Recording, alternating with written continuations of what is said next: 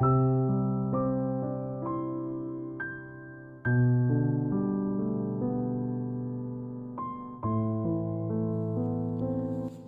sangat bersyukur sebagai umat Nabi kita, Nabi Muhammad SAW.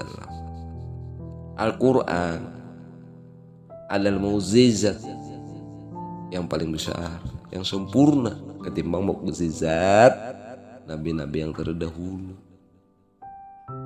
Nah, kita bersyukur Allah berikan kita ini Nabi yang sempurna akan ketauhidannya, sempurna akan persyaratan kenabian dan kerasulannya, sidq, amanah, tabligh, petonah. Dan Al-Quran itu adalah sumber yang berinspirasi dalam kehidupan. Tidak hanya soal ketauhidan, soal agama, keyakinan kepada Tuhan sebenarnya. Nah, hanya kita cenderung hanya menghafal daripada ayat-ayat Al-Quran itu. Nabi kita tidak pernah, ini menurut kakekmu, tidak pernah kata beliau memohon akan diturunkan bala kepada umatnya tatkala wahyu yang ada dalam Al-Quran itu disampaikan. Mereka menolaknya, tapi Nabi kita tidak pernah seperti nabi-nabi yang terdahulu. Tatkala mereka menolak akan mukjizat, tidak percaya, maka bermohonlah nabi-nabi itu agar diturunkan bala sebagai hukuman yang keras kepada umatnya yang tidak percaya akan wahyu-wahyu Allah atau mukjizat-mukjizat itu. Nah, inilah kata kakekmu bahwa Allah tidak menurunkan lagi bala-bala itu kepada umat ini, umat kita ini. Nah, apa sebab?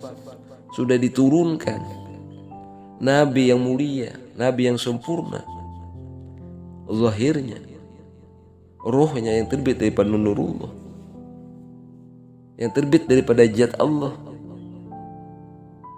Nah, sempurna persyaratan, tidak pernah gagal dilaksanakan akan kewajibannya, akhlaknya, sifat-sifat yang diwajibkan atasnya itu sidq, amanah, tabligh, petonah. Maka kerusakan di muka bumi dan di lautan ini lantaran tangan-tangan mereka sendiri. Nah, sebabnya kenapa? Ya, tidak bersumber daripada mukjizat Allah, mukjizat Nabi kita Muhammad ini yang merupakan wahyu Allah. Dia sebenarnya ada tantangan kehidupan kita ini. Tidak hanya soal agama, ketauhidan, tapi dia menginspirasi di kehidupan kita, sosial, ekonomi, hukum dan sebagainya.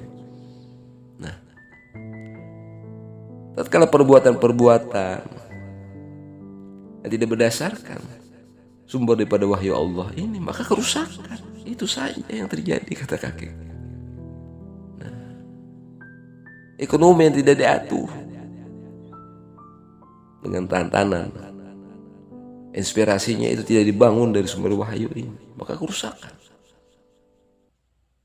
Politik demikian pula, tantanannya, susunannya, permainannya itu cenderung semau bui, hanya akal manusia yang tidak terpimpin. Nah, Al-Quranlah jalannya supaya akal dan nurani kita ini terpimpin. Jika tidak, maka nampak kerusakan di bumi dan di lautan tadi, di tantangan mereka yang tidak terpimpin. Lihat aja alam kita sekarang ini, nah, pembangunan dan sebagainya yang tidak berwawasan lingkungan. Ini hanya sebagai gambaran secara ringkas, anakku. Mudah-mudahan ini berinspirasi. Amin ya Allah ya Rabbal Alamin.